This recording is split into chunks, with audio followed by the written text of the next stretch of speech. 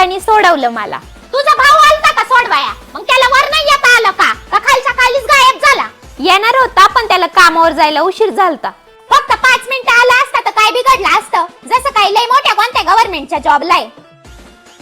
आणि काय गसून बाई, अशी काय तुमची 15-15 दिवस दिवाळी राहते का?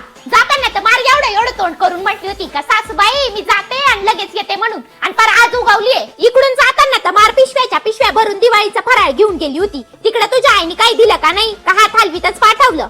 अहो आणलंय ना फराळाचं. मग कवा देते खायला? का तिकडून तुझ्या आईने तुला सांगून पाठवलं का एकटीच काय सासूला देऊ नको म्हणून? दरा हे घ्या फराळाचं. बाई बाई बाई, या लाडूला तर फार बुरशी लागली का? आणि काय हा चिवडा केलाय? याच्यात ना शेंगदाणे आहे, ना खोबरं आहे, ना काजू आहे. नुसतं जीवावर आल्यासारखं दिलंय काहीतरी पतून. साधाळलाय तो अख्खा. आणि हा लाडू तुटता ना. या लाडूनी जायचे बाई माय सगळे दात पडून. जर सगळं उरलं सुरलं आणलं का काय भरून भिकाऱ्यासारखं? काय गसून बाई, दिवाळीला तुझ्या भावाने तुला साडी नाही घेतली का? ही तर जुनीच साडी घालून आलेली दिसतीये. अहो नाही सासूबाई, हे बघा ना घेतली ना. ही अशी? या असं काय कलर घेतलेला आहे?